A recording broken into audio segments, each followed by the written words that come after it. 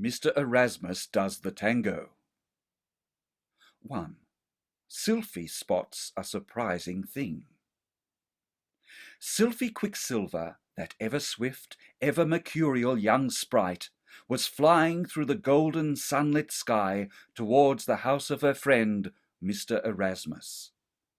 It had been a little while since she had seen him last, not since the strange and intriguing incident involving a whole lot of silent, waiting strangers who had clustered up in Mr Erasmus's almost forgotten attic as she visited her wise old friend. The reason for Sylphy's absence was that she had spent the winter months far away, where the weather had been warmer and more comfortable for her. This had suited both her and also Mr Erasmus, who liked to spend the cold times tucked away quietly in his home on his hidden little estate, where he could read and tend to his garden and stay as warm and peaceful as he could. As she soared through the air, Sylphy was eagerly looking forward to meeting up with Mr Erasmus again. She knew there would be so much to catch up on, so much news about what they had both been up to. Soon, as the sun grew warmer and the fields below appeared to become greener, she spied Mr Erasmus's big walled garden nestled among the hills and meadows. With a big grin spreading across her face, she changed her course and swooped down towards his old home. She soared across the orchard and the herb garden and came to land gracefully by the front of Mr Erasmus's house. "That was a good landing, if I do say so myself," she thought, as she smoothed herself down and patted her wild hair into place. She went up to the front door to knock. But before she could do so, she became aware of some movement and loud noises coming from the parlour. Sylphy went over to the parlour windows and peered in. There was Mr Erasmus, dressed as usual in his comfy baggy pants and his favourite slippers and an old velvet dressing gown. But what was he doing? Sylphy watched him as he walked boldly across the room, one of his arms extended straight out in front of him, the other tucked behind his back. When he got to the end of the room, he turned swiftly, bent his knees, changed the positions of his arms, and strutted back across the room again to the place where he'd started. "How strange," Sylphy thought. It was strange because her friend didn't normally partake much in any kind of physical activity like this. Sylphy continued watching, almost spellbound, as Mr Erasmus kept strutting and marching up and down the room, bending at the knees and positioning his arms in those funny ways. "Why," Sylphy realized almost incredulously, "I do believe he's practicing the tango. Yes, Mr Erasmus is dancing." She pulled back from the windows and slid down the wall, plonking herself on the garden bed next to it. "What a surprise my dear old friend is," she thought. "I would never have guessed that he—" Then another thought careered into her brain. "Hold on just a jiggling moment. If he's going to dance the tango, he can't do it in those old clothes of his. No, he needs some very proper, very smart, very tango-lacious sort of clothes to do such an elegant dance. She thought some more. Well, Mr Erasmus isn't the only one who can be full of surprises. Maybe I'll have a surprise ready for him." 2. Dress for success. Without letting Mr Erasmus know that she'd arrived, Sylphy sped up into the air once again and flew across the nearby fields. She knew from her flights across a village close by that there was a shop in that village that sold all manner of clothes. Mademoiselle Shirley's, it was called, frocks, smocks, and jocks for all occasions. Sylphy had a hunch that she'd be able to find just the thing to zhoosh up Mr Erasmus for his new pastime. Soon she arrived at the village. She landed speedily and sped through the narrow streets. There, around a corner, was Mademoiselle Shirley's frocks, smocks, and jocks for all occasions. Sylphy darted inside. The place was filled with costumes and outfits and colourful clothes and sparkling things and wafting apparel made of feathers and gossamer-like material. Sylphy took a few moments to get her bearings. She seldom encountered such fancy things. Then she spied something in one corner. Aha! She thought.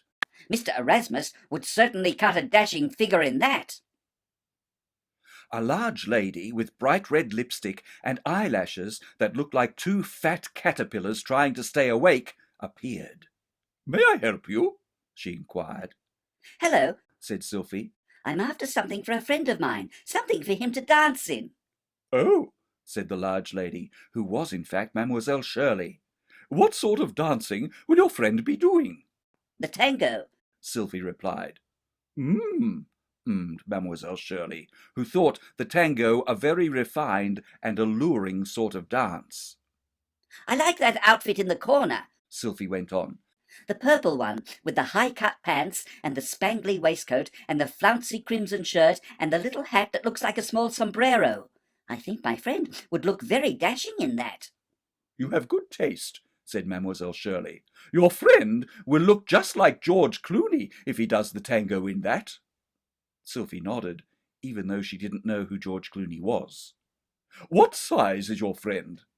Oh, said Sylphy.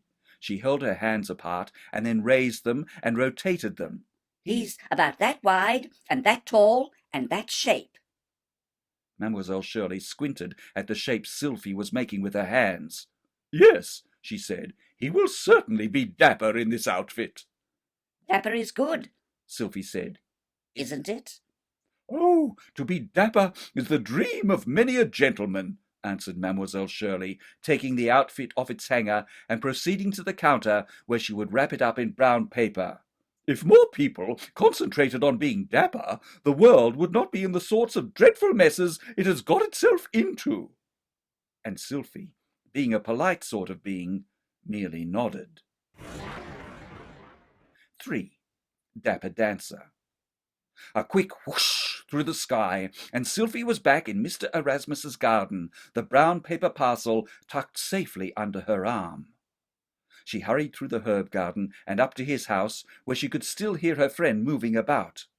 Peering through the window, she saw that he was still up, practicing his tango moves. 1, 2, 3, 4, bend at the knees and turn. 1, 2, 3, 4, one arm extended out front, the other behind his back. Oh, Sylphy thought. he needs to be dapper all right. That old dressing gown just doesn't cut it for him. She whooshed across to the front door, and without knocking, so eager was she pushed open the door, darted inside, and appeared before her startled friend in the parlour. Mr Erasmus jumped. "Ooh!" he exclaimed loudly. Howdy, Mr Erasmus. I've got a little something for you. "Why, hello, Sylphy. What a bubble-frothing wonderful surprise to see you. Welcome back." He smiled at her, and she at he. Oh, She said. that's nothing compared to the surprise I've got here for you. Quickly she unwrapped the parcel and laid out all of the bright and bold clothes and the mini sombrero hat on the floor. Ta-da! She exclaimed.